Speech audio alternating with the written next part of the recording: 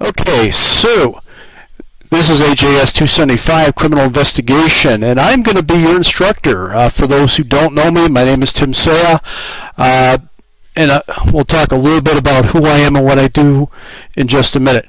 But for today, we're going to be talking about what is expected of you, what's expected of me in this entire course. So with that, we'll get started. Let me remind you all, this session is being recorded so that you may refer to it at a later time, or if anybody joins us late, they also can refer to it at a later time. So what are we supposed to be doing here? Well, basically we're going to learn about criminal investigation. It's according to our catalog, it says that this course is a study of the theory of criminal investigation, crime scene procedure, case preparation, interviewing, and basic investigation techniques. So what it really is, it's not a CSI school, although we are going to have a certain amount of CSI that's going to be part of this course. So you'll get that, but you're also going to be getting other things that if you're considering entering law enforcement, especially anything with arrest authority, you're going to be doing a lot more of what used to be detective work. Back in the day when dinosaurs ruled the earth and I carried a 6-shot revolver, which I'm not going to tell you how long ago that was, uniformed officers would go out and answer a call. And they would take a basic report, and they would take certain statistical information that goes into a report that ends up in both the state capitol and at the FBI. And that's the end of it. That report then gets sent to the Detective Bureau, and the Detective Bureau is supposed to do the follow-up. They're supposed to find out who are the suspects, whether or not there's any fingerprints left on scene, whether or not any of these suspects are viable. They chase them down, they do the interviews, they do the interrogations, they prepare the cases. Well, unfortunately, it just doesn't happen that way anymore. Patrol officers and line level personnel are being tasked more and more to do things that detectives used to do. In fact, anybody want to guess what the average size police department is in this country? How many sworn officers do you think are on the average police department?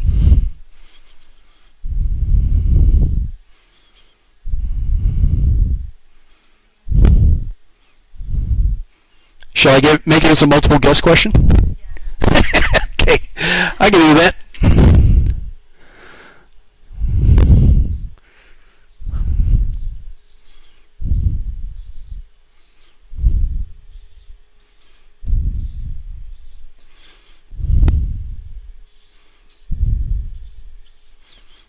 Okay, this is less than or equal to, that's more than or equal to. So, of their choices, less than or equal to 10 sworn officers, 10 to 50, 50 to 75, or more than 75 sworn police officers. Okay, so you're both going with 10 to 50, right?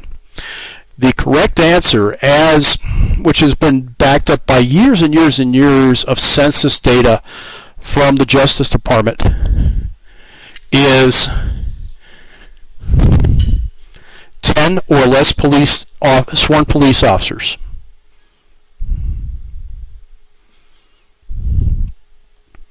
Surprise, huh? As of the latest survey, more than 50% of the police departments in this country have 10 or fewer sworn police officers. Now, figure out how many police officers do you have to run 24 hours a day, 7 days a week.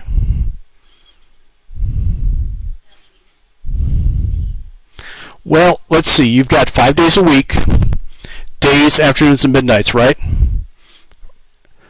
8 hours a day. So you're talking 3 guys, 40 hours a day. All right? Then you have Saturday and Sunday that you have to cover too. So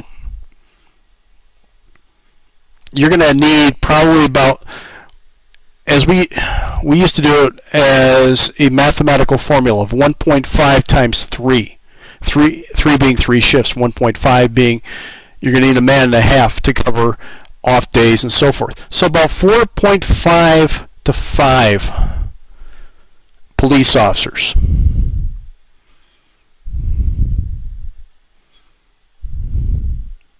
To cover one area.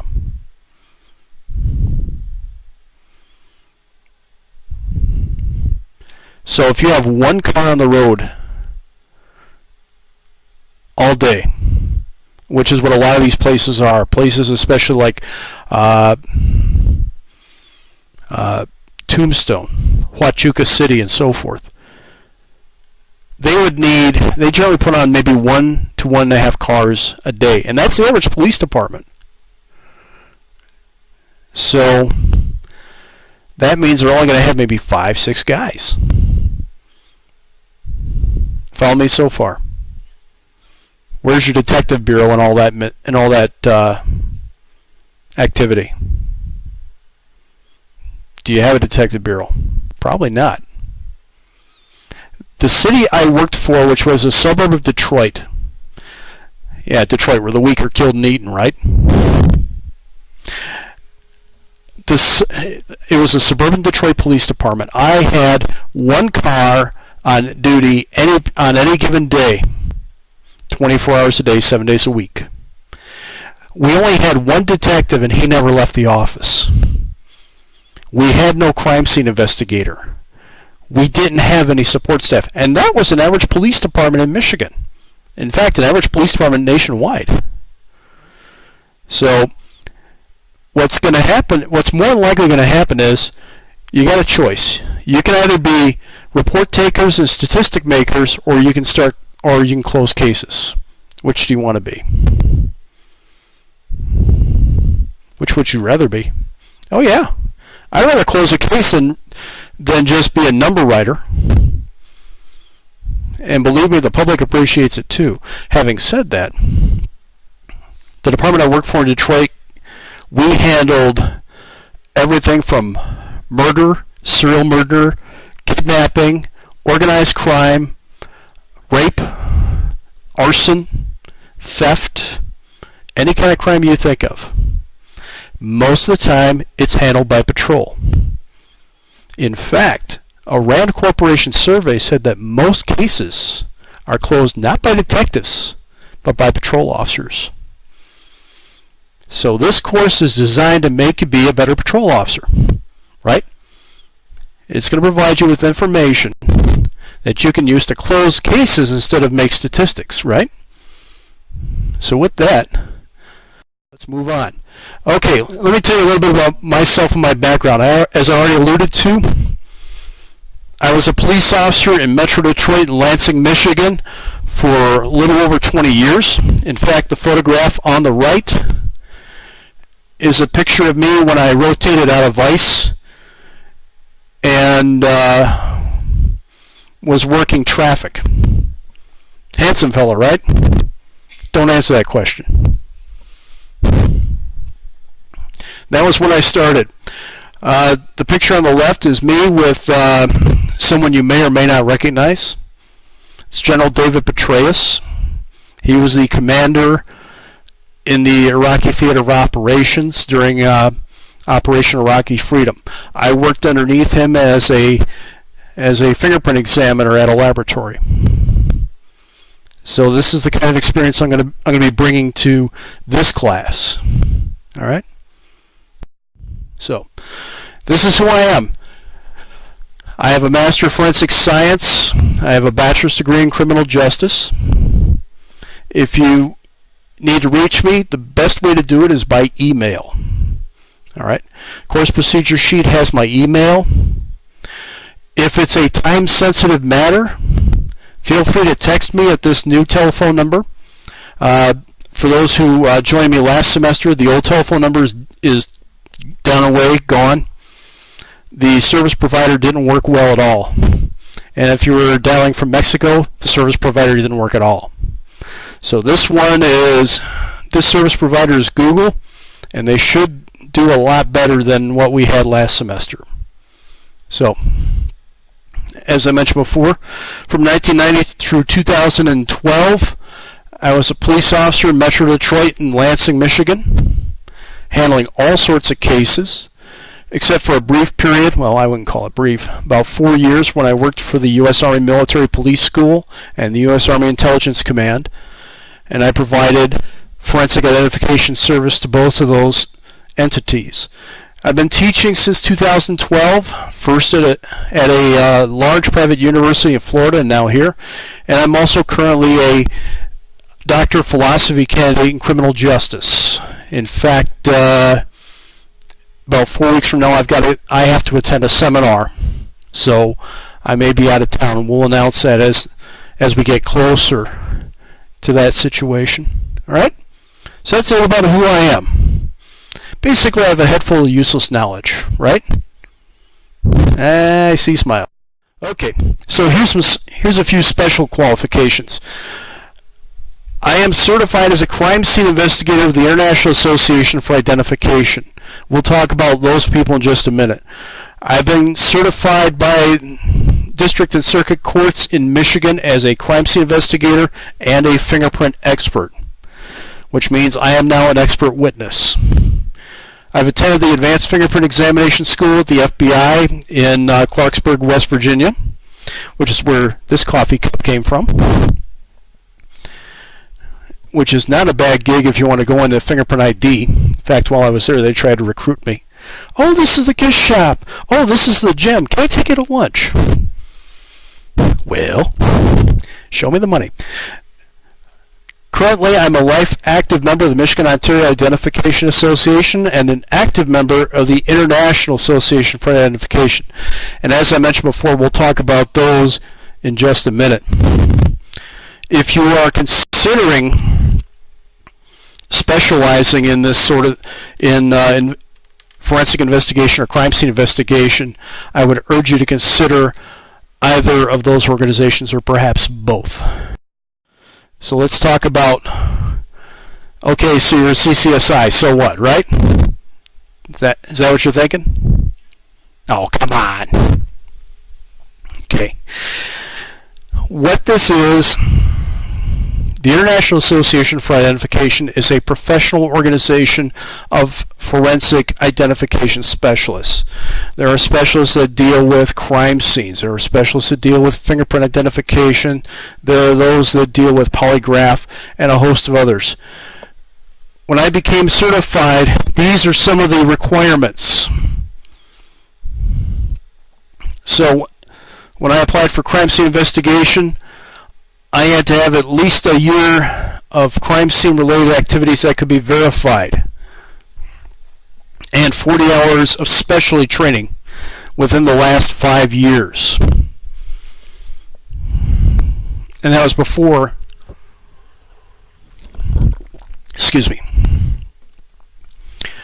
and that was before I could sit for the test. And yes, there is a test. The test for this position, once a committee of other working crime scene investigators has decided that you qualify to take the test,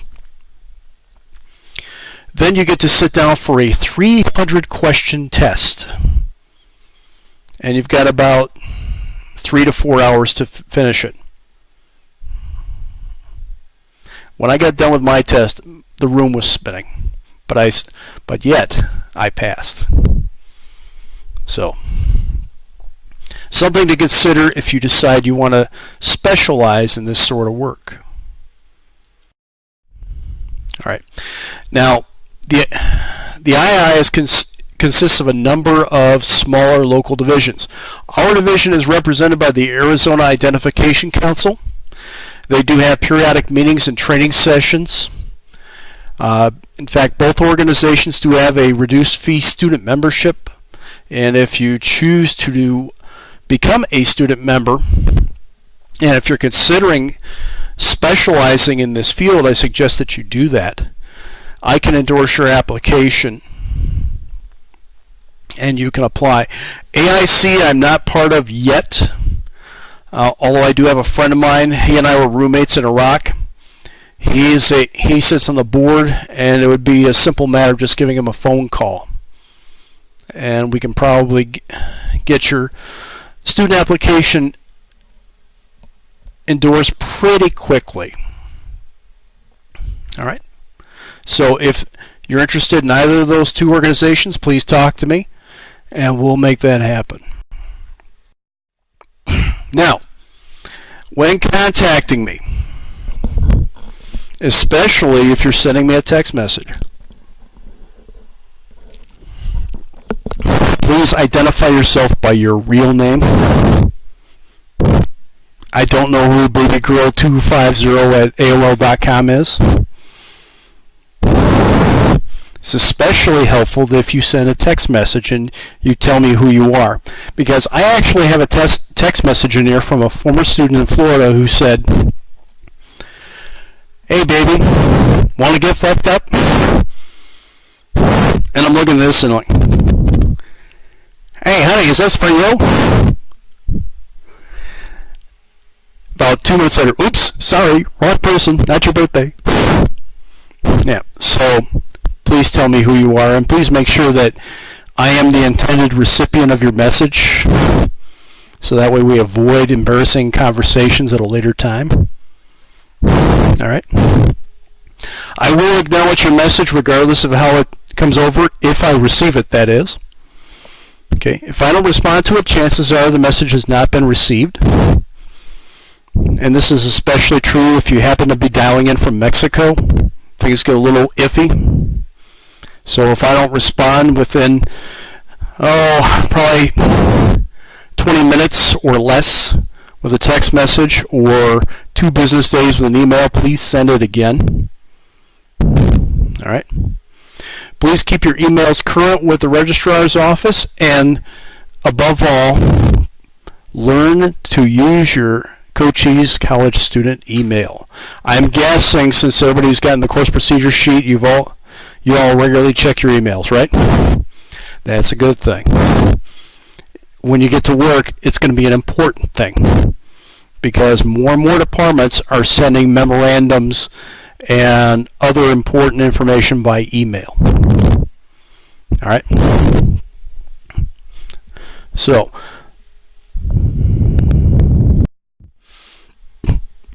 one thing to keep in mind, if I'm driving, I don't return text messages. Neither should you. By the way, did they make that illegal yet? Texting and driving in Arizona? Yeah, that was supposed to go into effect, what, January 1st?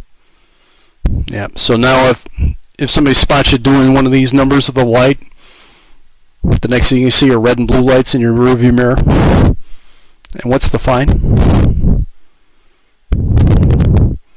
Is it like $200 or something like that? Yeah, probably. Nothing's cheap, right? When it comes to tickets, nothing is. Okay. If it's outside of class hours, I will return your text during normal business hours.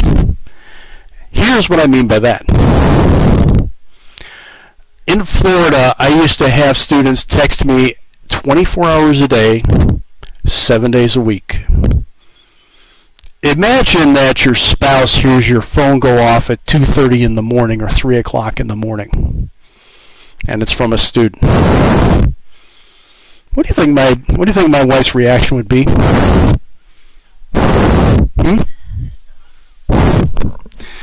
Something along the lines of, "Who the fuck is that?" And I've actually had my wife ask me that question, just that way. "Who the fuck is that?" I don't know, dear. Let me see who the fuck it is. So please keep that in mind. If you text me and it's outside of business hours, I'm not going to respond to it. In fact, my phone's usually silenced before I go to sleep. That's probably one of the last things I do, is silence my phone. All right? One other thing to keep in mind,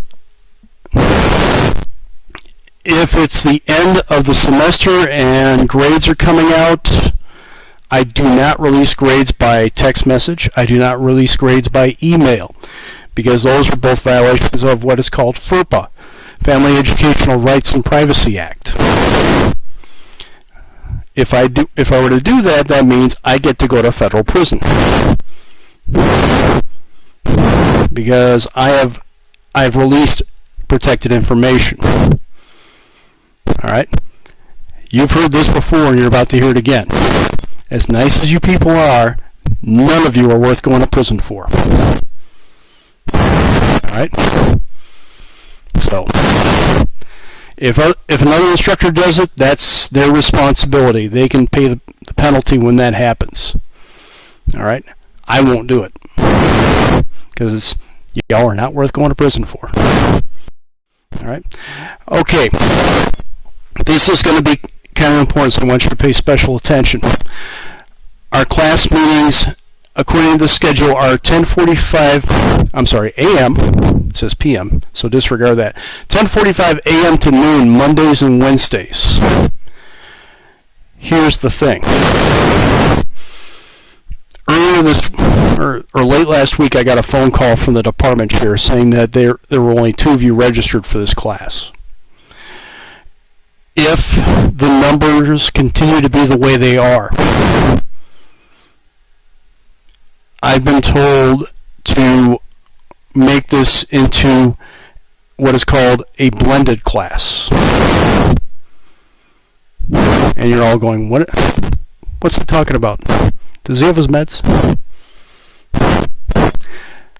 Let me ask you this. Who has access to a computer at home? You both do? Perfect. All right. Here's what will happen. What will happen is, if we continue to have, I have to make this decision, by the way, Wednesday. If we continue to have just 2 people, what I'm going to do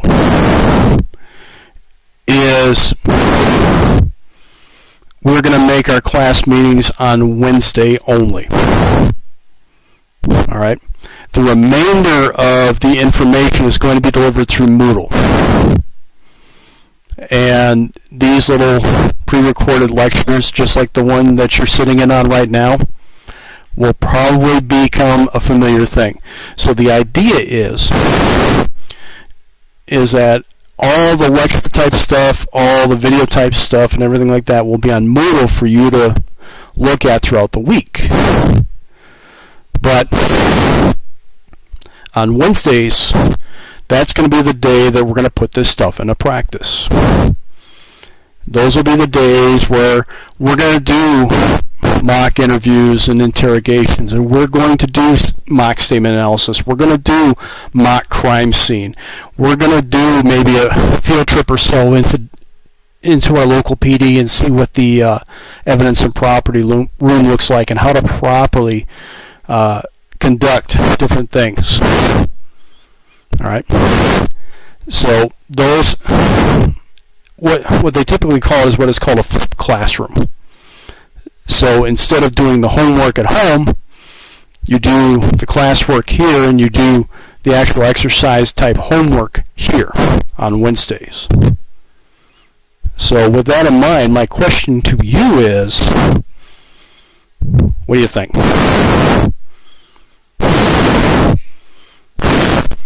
All right. Does anybody foresee any kind of issue or problem with that? Yeah, same time. It would just be on Wednesdays. The idea is that on Monday the new chapter lecture will be uploaded to Moodle, and then you'll be able to watch it and read it and listen to it and so forth. There will also be videos and so forth. All right. So that's the idea. And that way you folks meet on Wednesday. Your class meeting would be Wednesday. Like I said, that decision has to be made on Wednesday, and again, it depends on the numbers we have for our class. If that happens, I will notify you of what the administration tells me to do. But already the department chair has told me, if the numbers continue to be this small, make this a blended class. All right. So, having said that, I personally think it's going to be a lot more fun for us, because instead of coming out here and listening to old Mr. Saya yap for about an hour and a half, you'll actually get to do stuff. All right. One of the things that I have planned for this semester is going to be, if you look at your, let me digress a little. If you look at your course procedure sheet, it's going to mention something about, you're going to learn about drug testing, or at least you're going to demonstrate the ability to do a drug test. You probably have, are you there yet? Too far. Yeah, you're too far. It's probably going to be in the small print section within the first 2 or 3 pages. Yep, course objectives. There's general education objectives, and then there's course-specific objectives. Take a look at the last item.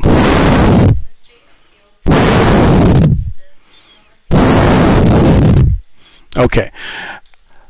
Fortunately for you folks, I have to be certified by the 2 leading drug field test manufacturers as an instructor. So what you're going to do is when you get out of this class, you will receive certification in the 2 major drug tests, and those are ODV and NIC. They pretty much work the same anyway. So you'll have certification. Having said that, I'm opening up that class to all law enforcement in Cochise County. So on that particular day where we do that class, you'll probably see a few more people, I hope. All right? So I want you all on your best behavior, right? Yeah, I don't think that's going to be a problem. All right? So that's what this information's all about.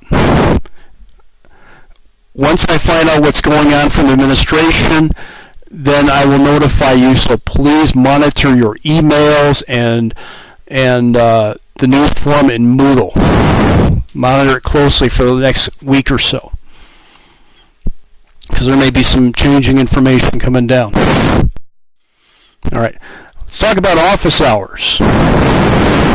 Just in case you want to talk to me, I am currently between 2 campuses again. I was supposed to get a playmate to work with me, but that's not happening. So I'm going to be spending 2 days a week here and 2 days a week in Sierra Vista. So my office hours when I'm on the Douglas campus is 9:30 to 10:30 a.m. and 3 to 4:30 p.m. My phone number is right there. They should also be on your course procedure sheet. If that doesn't work for you, please email me and we will set up an appointment. All right. My Fridays are usually fairly free unless I have a meeting or something like that to go to. So that if you need to talk to me about something or you have a problem and those hours don't work for you, please email me or text me and we'll work something out. All right? So let's talk about attendance. All right? My policy is as follows. Any student with 3 or more consecutive, that means one right after another, unexcused absences is subject to being dropped. Let me say that again. Any student with more than 3 consecutive, one after another, unexcused absences is subject to being dropped. All right? Now, we'll talk about the difference between excused and unexcused absences in just a moment. All right? If you're not here, probably wouldn't be a bad idea to trade phone numbers and emails with your buddy over there, so that if you're not here, somebody can cover for you. Now, if we end up going to this flipped class that I talked about a little bit ago, most of the time, all the stuff you need is already online. But here's where it gets difficult. It gets difficult when we're doing like a simulated crime scene, because it's tough to do a crime scene by yourself, and I'm speaking from experience. It's real tough to do it. You need help. So do what you got to do to come in here. Having said that, I don't want you to come in when you've got bubonic plague and you're going to share with everybody else. But if we go to the flip system, make every effort to come in here. All right? Now, if you come in late or leave early, that's going to equal an absence. All right?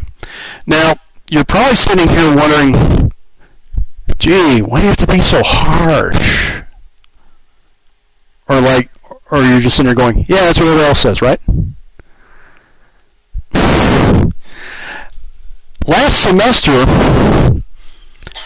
I found out that many of our classes here are eligible for Arizona Peace Officer Standards and Training credit.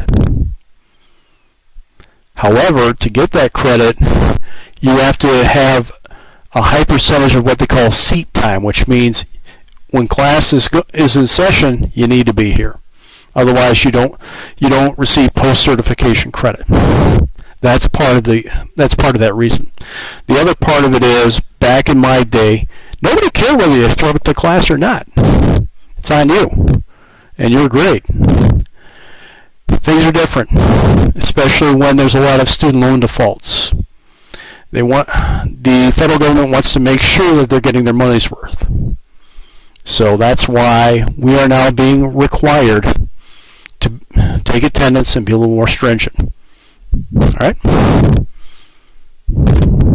So let's talk about excused absences. I may excuse the absence if you let me know that you're not going to be here. That's the first thing. No later than, that's what an LT means, no later than 30 minutes before the class starts. And that may mean sending me a text message. I'm not coming in, I'm sick. I'm going to be late, my car broke down. Now, I may ask that you provide some kind of confirmation or justification why you were absent. And let me tell you why that is. In fact, let me tell you a little story. You've heard this, so don't spoil the ending. Don't spoil the ending, right. Back when I was teaching in Miami, or as I like to call it, Detroit with palm trees, I had a student.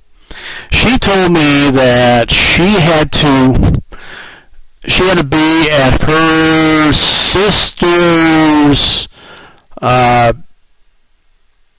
mandatory school testing. But hey, I'm from Michigan. I don't know what's going on, right? So I'm like, yeah, sure, okay. Within a couple of hours, or an hour, because they were 4-hour classes at the time, one of the students said, hey, I just got an Instagram from so-and-so. Look where she's at. And there she is, sitting on the beach, taking selfies with her smartphone. So then I said, hey kids, want to see something cool? Can you forward that picture to me? I'll show you something real neat. I had a utility that would... See, one of the things that people don't realize is when they take a picture with a smartphone, it imprints in what's called the metadata, and you'll learn more about this in the criminal investigation class. It prints into the metadata things such as GPS coordinates, time, and date. And I've used these on other investigations, and I've showed them just how you can tell within 100 meters of where that picture was taken. I will tell you there is not a school within a 3-mile radius of that location. So we had a discussion when she got back for the next class. In fact, she ended up getting an F. So I may ask you to provide some verification. That verification may also be verified as well. So careful. All right. When you're ready to work, that means you're ready to work, right? But everybody's all prepared, right? So we can just go right past this, right? Sounds like a plan to me. All right. Be sure to bring whatever you need to do your work. It's going to be especially important when if we end up with a flipped class. So. All right. This is a required textbook. All right. James Gilbert's Criminal Investigation, available at your college bookstore. Everybody have their textbook? Okay. So, when do they give you an idea when to expect it?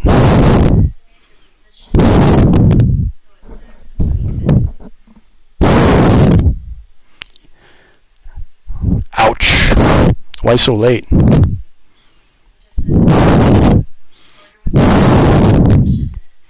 Okay. Where'd you order from? Jag? Rental? Odd. You usually have a good stock. Because when I was in grad school, I would rent my books from Chegg. Let me give you a little hint.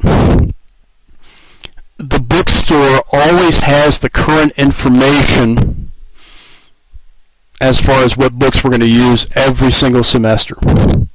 So what I would do is I would go onto the bookstore's website and I would plug in the course number in the section, which really doesn't matter all that much, because it usually is like a number if it's going to be on campus. So plug all that stuff in, hit the submit button. It's going to tell you what book you need and what ISBN that book is. So I would shop right at the end of the fall semester, and I would shop probably around August 1st for the next semester. And that way you don't have to wait until your book arrives. All right? So that's not my grade. Tell me you did better. Hope you make friends easy. Alright, so that would be my suggestion to you. Start shopping at the end of the fall semester in December, and then shop again in August. Log in to the bookstore and find out. Now, if you want to do some comparison shopping, there's a website for you. So, doesn't hurt to rent. I try not to buy any books for my master's or my PhD. So far, I've managed to get away with only buying 2, and that's because they're used in multiple classes. The rest I rent, or I get them at the library, or I get them from any number of places. Because if you notice, if you buy them brand new and you sell them, you resell them, you'll lose a lot on the trade-in. So I would rent whenever possible, but that means you have to do a little advanced shopping. All right, but the savings is substantial. All right, so that's my little helpful hint. All right, let's talk about academic honesty or dishonesty, as the case may be. Last semester, we've had a few people get themselves into some situations, and some things happen to their grades. So we don't want this to happen to you. I don't live to bust people, but on the other hand, when it's one of the things that I tell students is that we actually have studies that show a link between dishonesty in college and dishonesty in the workplace. Anybody want to guess what it is for criminal justice students? What the percentage is?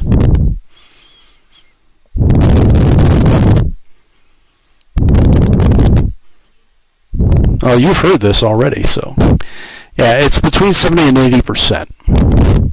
70 to 80% of dishonest college students dishonest criminal justice students go on to commit ethical violations. at work. Let me ask you this. Do we really need any more bad cops out on the street? We're already taking a beating. We're taking a beating every day of the week. Ferguson, we're taking a beating. Kansas City, we're taking a beating. Baltimore, we're taking a serious beating right now. Anytime you look at the newspaper, we're taking a beating. We don't need that anymore. In fact, this is why when police departments do background investigations, one of the people they will contact is your college faculty. And they're going to ask questions. All right? So,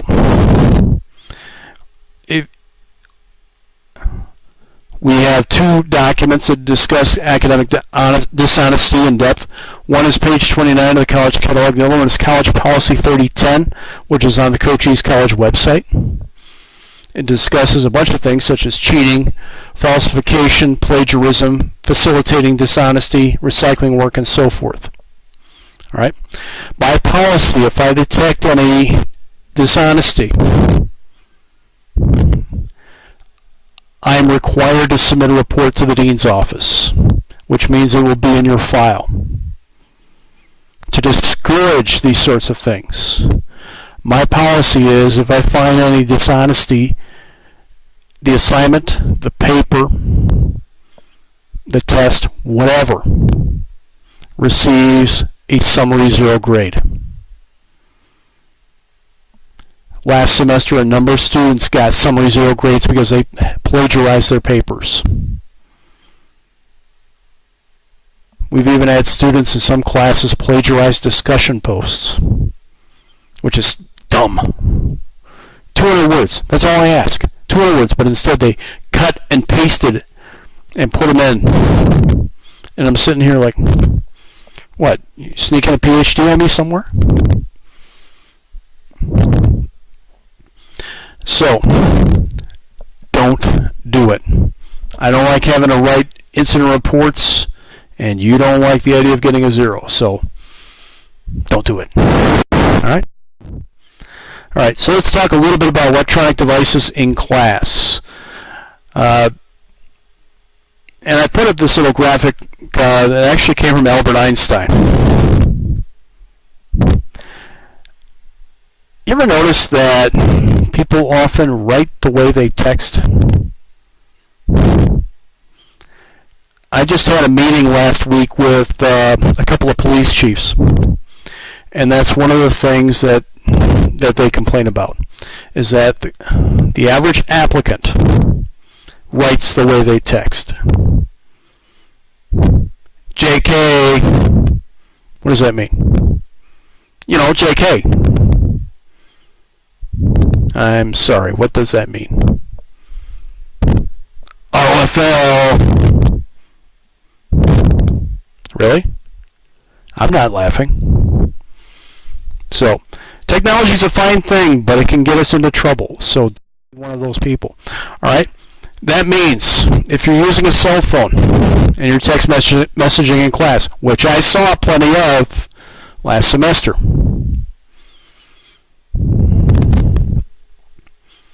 that will adversely affect your participation grade. We'll talk about that in just a minute. If you continuously use a cell phone in class, and I'm talking about the phone rings, you pick it up, and you hold a conversation in the back, you're absent. I change your grade to absent. And your participation grade goes to 0.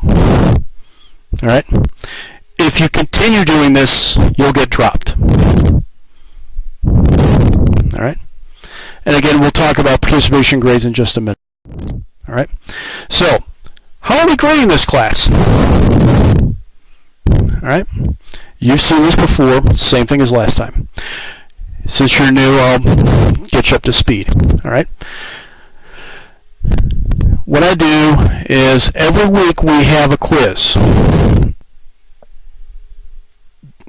These quizzes will be averaged, and that average will form 20% of your final grade. Alright? How do you calculate an average? How do you calculate an average? Just one quiz or multiple quiz? Five. Let's say we have 5 quizzes. You would put all the numbers. Mm-hmm. Mm-hmm. Divide by add the entire total and then divide by how many quizzes there are. Mm-hmm. And that would be your average, right? Or Perfect. yeah, right? Perfect. So if I have 5 quizzes, you would do what? If you have 5 quizzes. Like already graded. Yep. I would just add all the grades and Mm-hmm. divide by 5. Mm-hmm. My average. Perfect. All right. That's going to be 20% of your grade. All right. 15% of your grade is going to be the project paper. There is a rubric that is part of your course procedure sheet. 20% is going to be your midterm examination, and we're going to break down each and one of these separate items in just a minute. The final exam is 30% of your grade. It's a cumulative exam, which means it covers everything from the first week. Actually, I take that back. The second week up till the end of class. There will be a review session prior to that. You've seen my review session, right? Do you think it helped?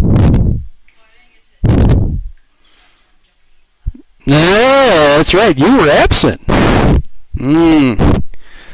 All right. So that Jeopardy game will be made available on Moodle if it happens again. All right. So your daily participation grade is worth 15%. Extra credit has a maximum of 10% to 100% of your final grade, which means, what that means is, let's say you're doing a 95.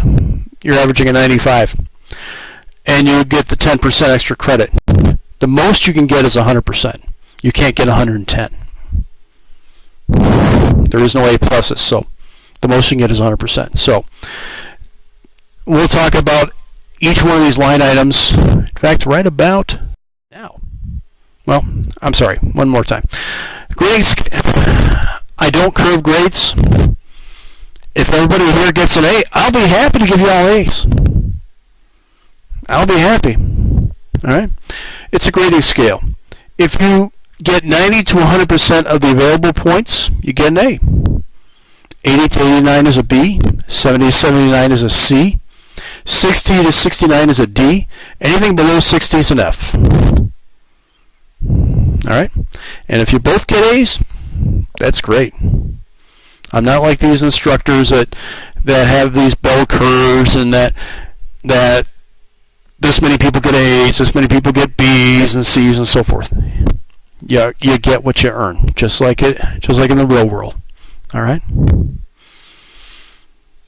So, first let's talk about the papers. All right?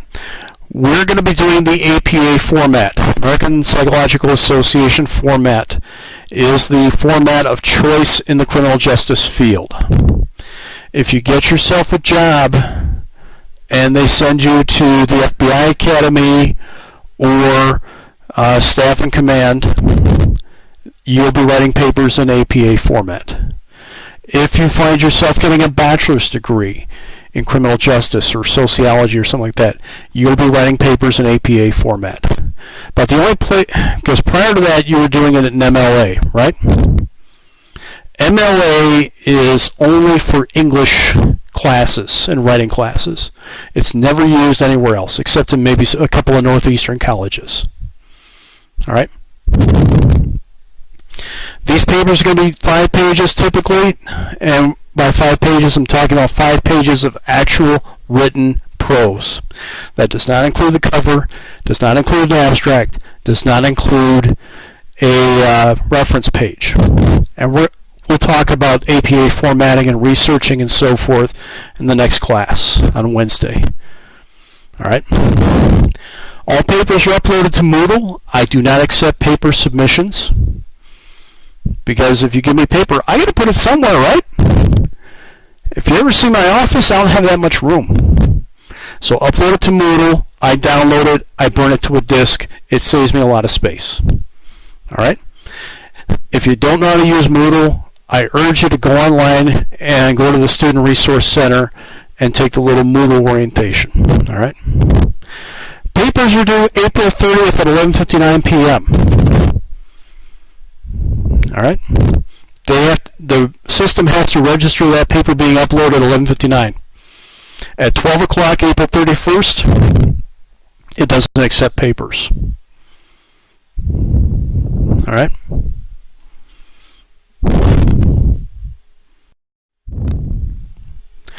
All right. If you haven't used Moodle, let me give you a quick and dirty on it. Moodle.cochise.edu is the website address or the URL for it. You'll use the same username and password as your college email. All right. Now, especially if we flip the classroom, both online and on-ground participation will be required. It's somewhat important for an on-ground class. It's going to be really important if we flip it, if our numbers continue to be this low. All right. Tests, quizzes, papers, and exams will be hosted there. So that's why I asked, do you have a computer that you can access outside of class, right? All right. Also, your online discussion posts are found as well. We may start doing online discussion posts more than what I had planned because of the number situation. But like I said, that'll all go in the announcement to follow. All right. So, for those who had me last semester, Moodle tends to underreport grades. It's a nice way of saying Moodle tends to tell people that you're failing. Is it true? No. You didn't fail last semester, did you? So, it tends to underreport grades. So here's what I'm going to suggest that you do.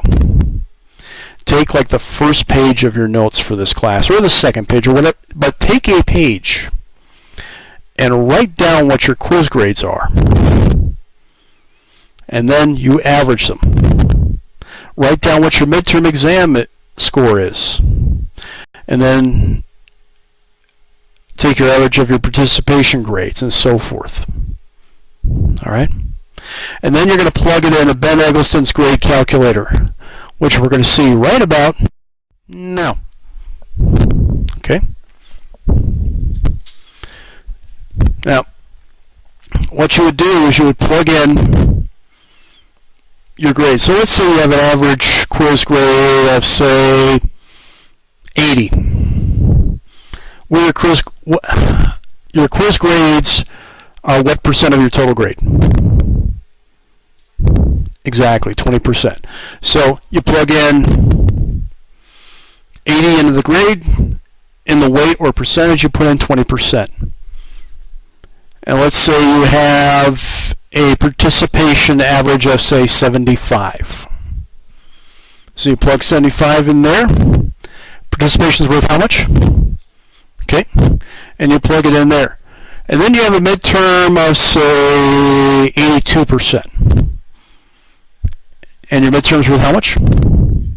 20%. Very good. You plug it in there. Plug in your weight there. And then once you're done, you go to the bottom of that screen. And you can do some what-ifs on the bottom. If you'll notice, it says, what average grade do I need on the remaining assignments in order to end up with an overall of whatever. 80s a B, 90s an A, and so forth. You plug in those numbers, you hit compute, and it'll tell you what kind of grade you need to make. Or, if you want to do another what-if, what is my overall average if I get an average of 70 on the remaining assignments? Hit compute. Tells you what grade you need. Alright? Having said that, if you run into trouble or you have a question, don't hesitate to see me. Alright? But this way, you can check your grade anytime you feel like it. 2 in the morning, you don't feel like sleeping. Check your grade. Alright? In fact, this thing is so accurate, I use it to compute your final grades. Of course, I also use Excel spreadsheets and a bunch of other stuff, but that's another story. Alright? So that's Ben Eggleston's grade calculator. Handy little tool to have. benegg.net/grade_calculator HTML. I just go to benegg.net and you'll see grade calculator right in the front page. So it's a handy little tool to have. All right, let's talk about participation grades. Participation grades are assessed every day. All right, and this is based on what I see you do. Let me give you a for instance. Last semester I had a student come to me and say, well, professor, I don't understand why I'm getting a grade of 1. Okay. Why do you think you're getting a grade of 1 on your participation? Well, I know what you're talking about. I'm just shy. I don't like talking about it. Then what you're showing me is that you come in, you sit down, and you don't contribute to the discussion. You don't say anything. So I'm giving you a 1. Don't be surprised. Well, that's not fair. What's fair? That I assume that you know what you're doing, and give you a grade, or I assume you know nothing? Show me what you know. All right. So it's assessed and recorded on a 0 to 4 scale. Now, when you're plugging this into Ben Eggleston's calculator, you want to multiply by 25, and that'll give you the percentage to plug it into Ben Eggleston's calculator. All right. As I mentioned before, this is worth 15% of your total grade. Hello. Oh, sorry.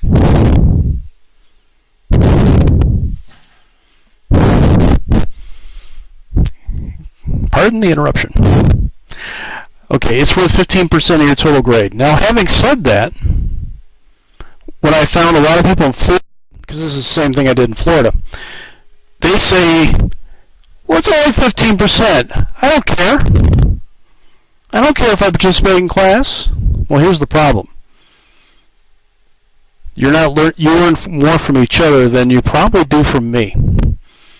But the only way you do it is if you say something, right? All right, so let's assume that you have a 0 participation grade. 15% of your grade total equals 1.5 grade levels. So let's say that you have an overall average of 90, except for your participation grade. And that's what? On the grading scale, an overall of 90 is what? It's an A, correct. So it's an A grade, but you have a 0 for participation. It drops to a 75, which is a C. You get a B grade, and you end up with 0 participation, or you don't participate. You get a D grade. You have a C overall, and 0 participation. You're done. Then you get to see me again another semester. So, should you participate? Yeah. Absolutely. All right, so let's talk about, like I said, 0 to 4 scale. Here's what a 0 is. If you're absent, you get a 0. Because again, I don't see you participate. If you engage in unsafe and disruptive behavior, you get a 0 for the day. The last one is something new because it actually happened, and we'll talk about that in a second. Disruptive behavior that results in administrative referral, which means I have to write an incident report and send it up to the dean's office. It will result in a forfeiture of all participation credit. Let me give you an example. Last semester, I actually had 2 students challenge each other to fight in the classroom. One student threw his glasses down, threw his jacket down, proceeded to climb over the desktops to get to the other student. Yep. If that happens in my class, again, you forfeit all participation grade. If I have to write an incident report and refer this to the dean's office, your participation grade will be a 0. All right? I don't anticipate that's going to happen here. but this is a policy I'm making in every single class from this point, from last semester forward. You engage in disorderly conduct, you have a lot to lose. Alright, so let's talk about what gets a 1. Basically, you walk in, sit down, and you don't add anything. You don't say nothing. You try to respond, but you don't offer much. No. And you don't get involved in the discussion. Again, that's why that one student last semester got a 1, right? Score of 2 means you've read it, but you don't add anything beyond what you've read in the book. You don't analyze it. You don't make it your own, and you don't get involved all that often. Not a good thing. All right, because we all learn from each other, right? Score of 3 demonstrates good preparation. You know your facts. You've thought the facts through. You've made it your own. You've thought of how this would apply in everyday life. This is considered a class minimum. So if I'm not seeing a lot of participation, then we go to another method of teaching. Would you like to explain how that worked? No. That involved everybody getting assigned in class research, and then we report it to the rest of the class.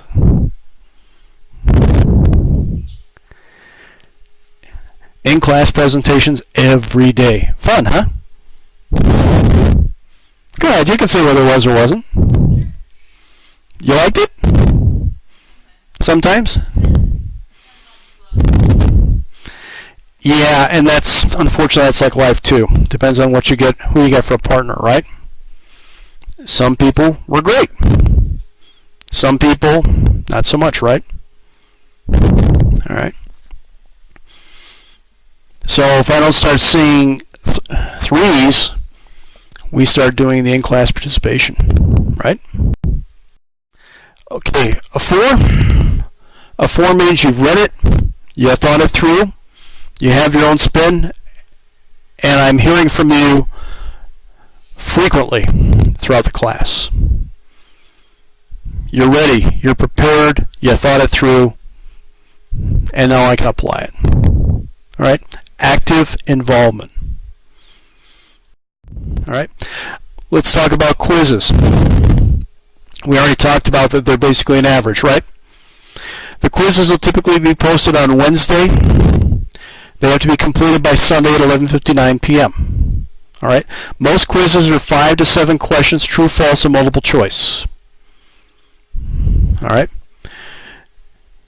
Now, 25% of those quizzes will not be true, false, multiple choice. They will actually be a discussion post where I'm going to give you a question or a scenario, and then you have to come up with a response.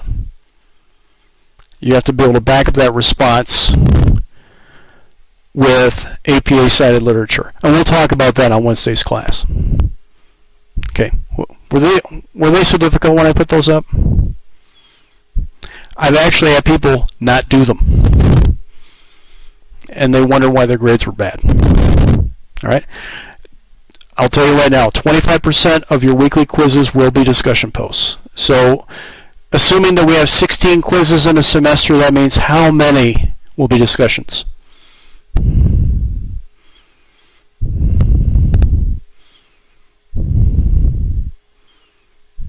What's 25% of 16?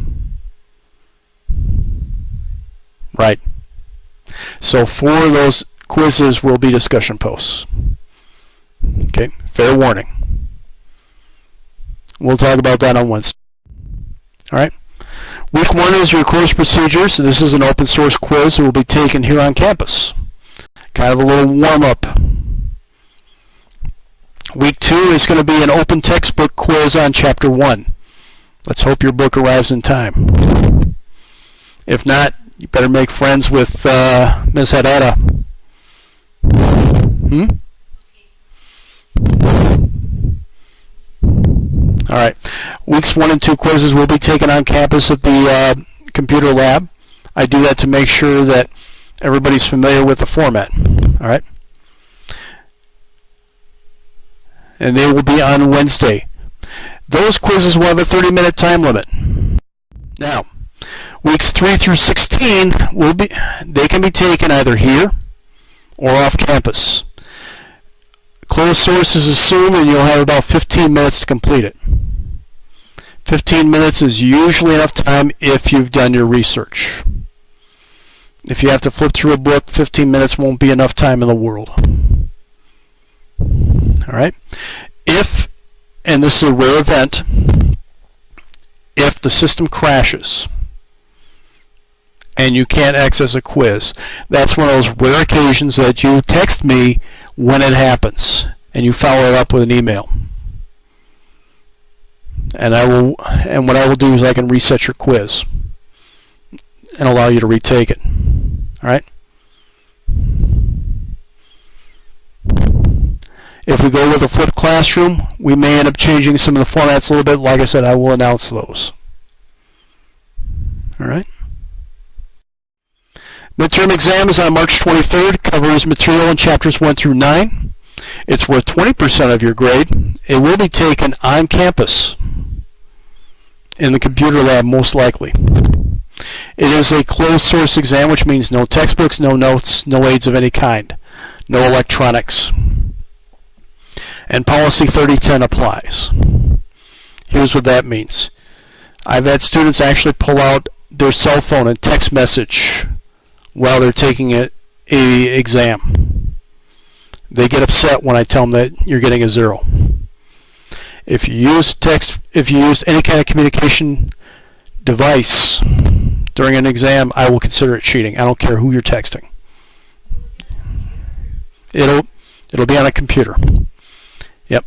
All my exams are on computer. I haven't done a paper test in 3 years, and nor do I want to go back. All right. So, midterm exam will be taken at the computer lab. Final exam is on May 9th. As I mentioned before, it covers everything in the course from front to back. It's 30% of your grade. It will be taken on campus. It too will also be a closed source exam.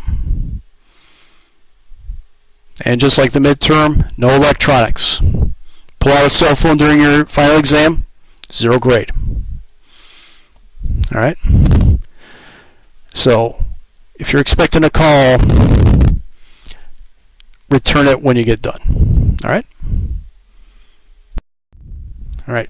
Let's talk about late work. If I assign something, it's due when I tell you when the assignment is given. All right? So let's say I tell you that your quiz is due at 11:59 p.m. on Sunday. Gee, Professor, I forgot. Can I take it again? Are you kidding me? Summary 0. That's it.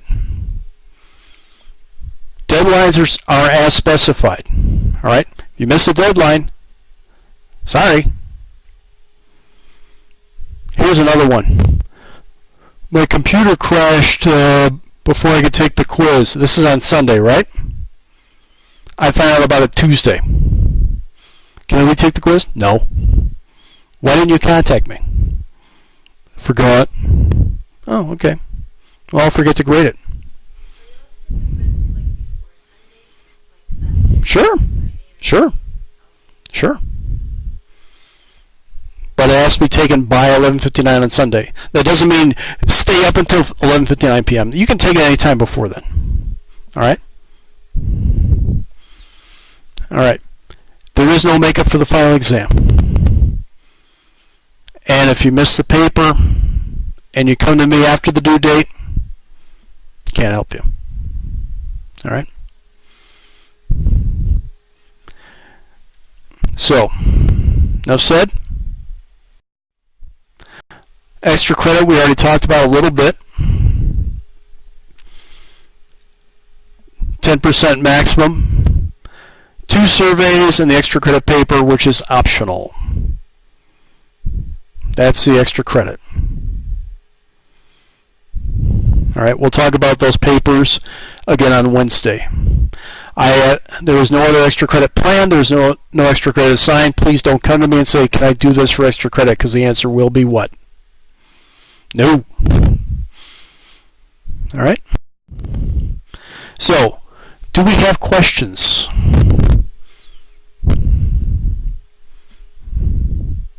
All right. If there are any questions, the course procedure sheet's on Moodle. It should be accessible in your email by now. I hope so. If you still have a question at that point, by all means, email me, contact me. All right? So with that,